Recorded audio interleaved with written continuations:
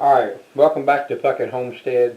This morning we're getting a chicken ready for supper tonight. We're going to brine it during the day. The first thing you need to do is take it out of your pack, wash it good. This one, the skin, when they must have done it at the factory store, shouldn't be too much of a bother because I'll tie the legs with the skin. You want to rinse it inside and out good. Then put it over in a pot. And you're going to cover this with warm water. You need to add some salt to it. I like sea salt myself. You want to let it soak, brine up, get some flavors in it. You can add whatever seasonings you want to it. Then you're just going to let it soak for 4 or 5 hours. I may let it go a little longer than that, and I'll be back later to show you how to do it. I forgot to mention, you need to put this in the refrigerator once you get the brine water covering it. Let it set in the refrigerator. You can go as much as 24 hours if you want. Okay, so he just showed you how to do the brine for our roasted chicken tonight, and I just prepared all of our seasonings that we have.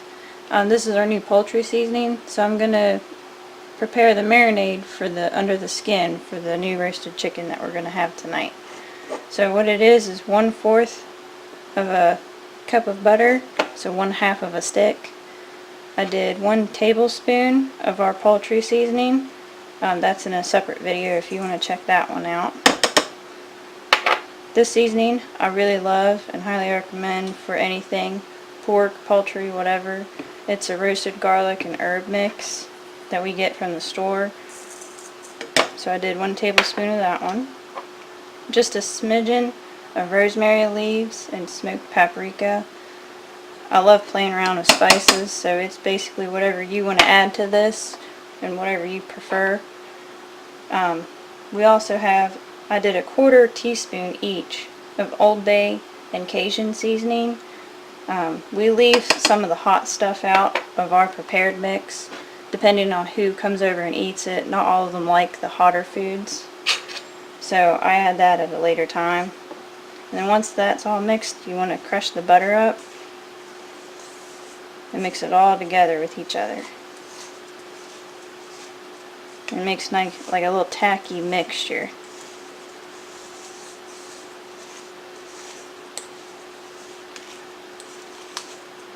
And this butter has been setting out, so you want to use room temperature so it's a little easier to mix up with.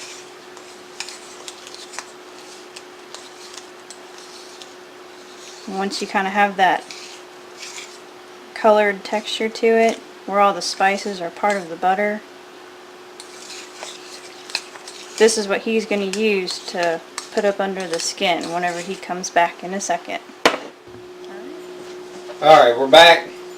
Earlier she made the seasoning for you. We've got the chicken out of the brine, we've rinsed it out and we've washed it. Now we're going to get it ready to go in the oven.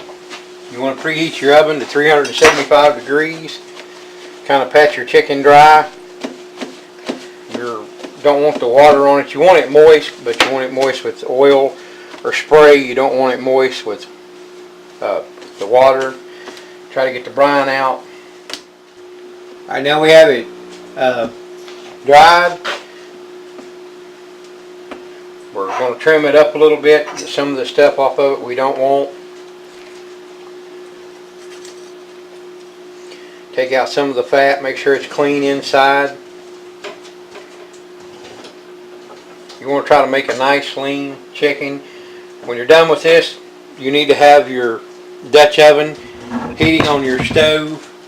You want to heat it up on a medium heat. You're going to fry this.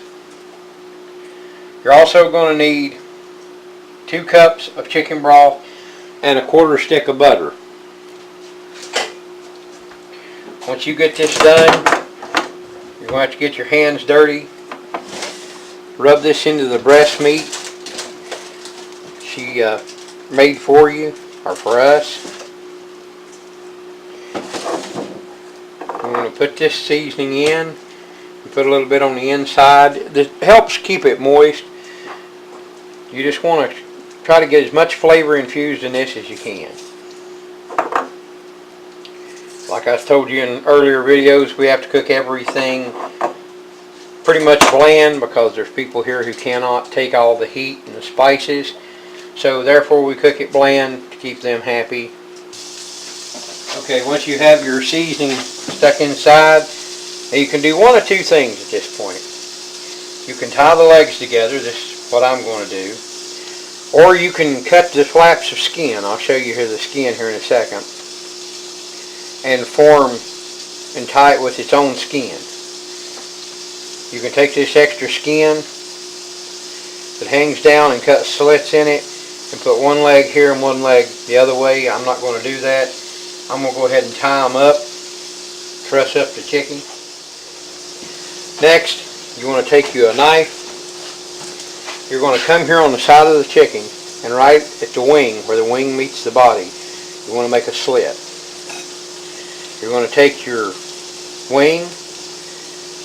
You need to loosen the skin. Take your wing and stick it up in there. What this does, it keeps the wing from burning, the tip of it. Keep it back underneath. Go the other side and do the same thing.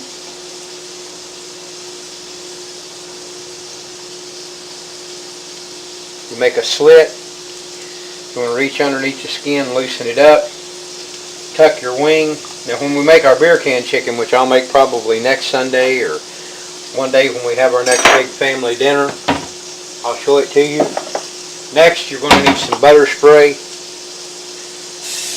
or canola oil or spray of some sort, olive oil. You want to get the chicken sprayed down good. After you get it sprayed, we're going to use our homemade poultry seasoning. We've got a video up on that if you want to go look. You want to shake this down good and get it all covered. It'll take me a few minutes to get it going. We like to keep our spices made up in advance because the girls love their spices as long as they're not hot. You want to try to turn it over on its side. The object is to coat all of this 100% as much as you can.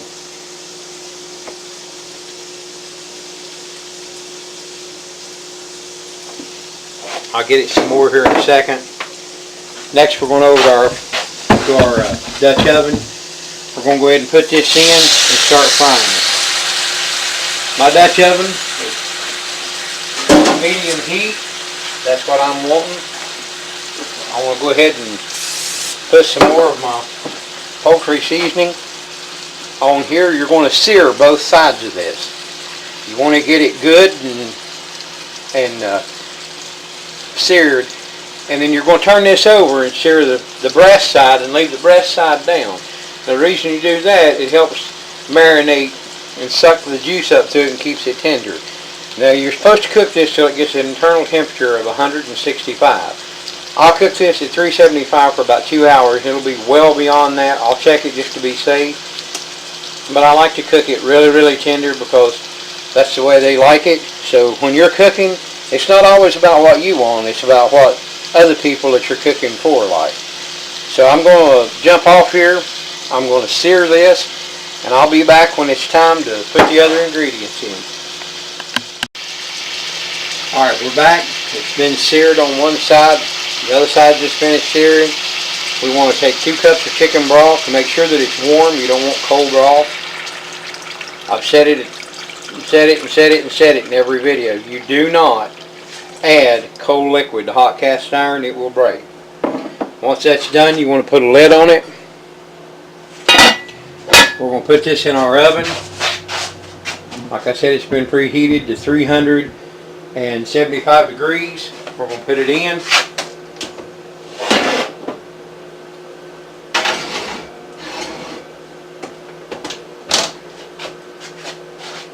Turn off our eye, set our timer for 1 hour.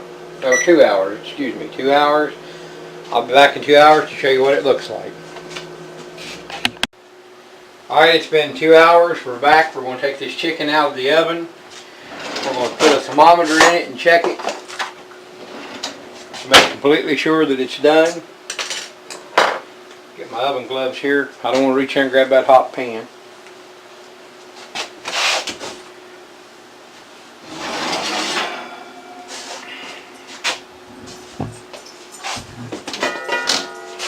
There you go. That's what it looks like when it's done.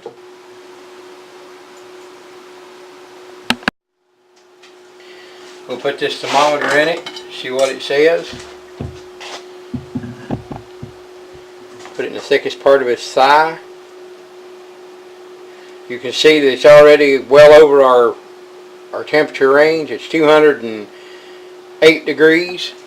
So that's really well. It's good and done. It's extremely tender and juicy. Now I'm going to take it off and put it on a platter. Then I'm going to save the drippings and make some gravy. If you like this, hit like and share. Comment if you got anything to say. Thank you for watching.